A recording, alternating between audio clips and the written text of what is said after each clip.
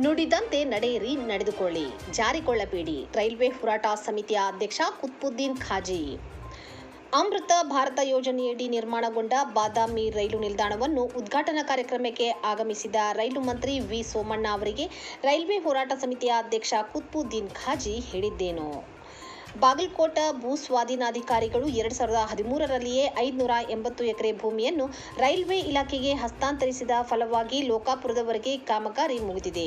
ಅದರಂತೆ 2020ರಲ್ಲಿಯೇ ಚಿಕ್ಕೋಡಿ ಭೂ ಸ್ವಾಧೀನಾಧಿಕಾರಿಗಳು 308 ಎಕರೆ ಭೂಮಿಯನ್ನು ರೈಲ್ವೆ ಇಲಾಖೆಗೆ ಹಸ್ತಾಂತರ ಮಾಡಿದ್ದಾರೆ ಮತ್ತು ಜಮಖಂಡಿ ಭೂ ಸ್ವಾಧೀನಾಧಿಕಾರಿಗಳ ವ್ಯಾಪ್ತಿಯಲ್ಲಿ ಬರುವ 1957 ಎಕರೆ 74 ಎಕರೆ ಹೊರತುಪಡಿಸಿ ಪೂರಾ ಭೂಮಿಯನ್ನು ರೈಲ್ವೆ ಇಲಾಖೆಗೆ ಹಸ್ತಾಂತರ ಮಾಡಲಾಗಿದೆ.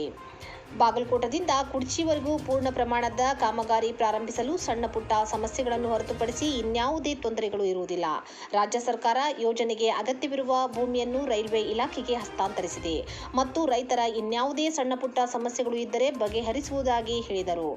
ಪದೇ ಪದೇ ರಾಜ್ಯ ಸರ್ಕಾರ ಭೂಮಿ ಕೊಟ್ಟಿಲ್ಲ ಅಂತ ಕರ್ತವ್ಯದಿಂದ ಜಾರಿಕೊಳ್ಳಬೇಡಿ ಅಂತ ಕುತ್ಬುದ್ದೀನ್ ಖಾಜಿ ಸಚಿವ ವಿ ಸೋಮಣ್ಣ ಅವರಿಗೆ ಹೇಳಿದಾಗ ಪೊಲೀಸರು ಮಧ್ಯಪ್ರವೇಶಿಸಿ ಖಾಜಿ ಅವರನ್ನು ದಬ್ಬುವ ಪ್ರಯತ್ನ ಮಾಡಿದ್ದಾರೆ.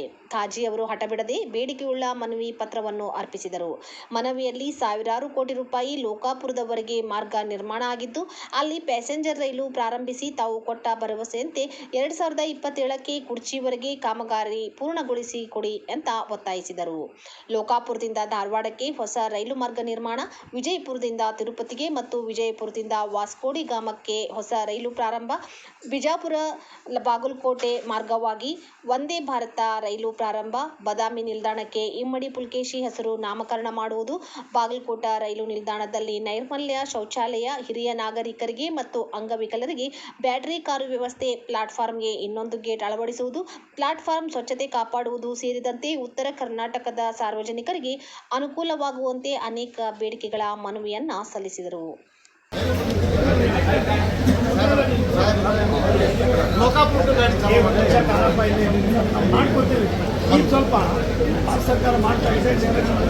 ಮಾಡೋದು ಬಹಳ ಖುಷಿ ಐತಿ.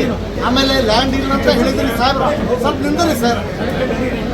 ಚಿಕ್ಕೋಡಿ ಲ್ಯಾಂಡ್ ಕೊಟ್ಟಾರ.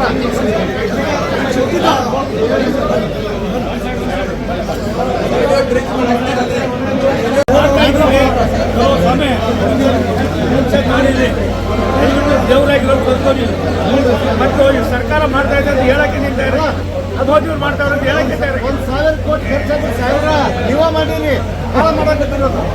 ಅದನ್ನ ಗಾಡಿಗೆ ಚಾಲೂ ಮಾಡ್ರಿ.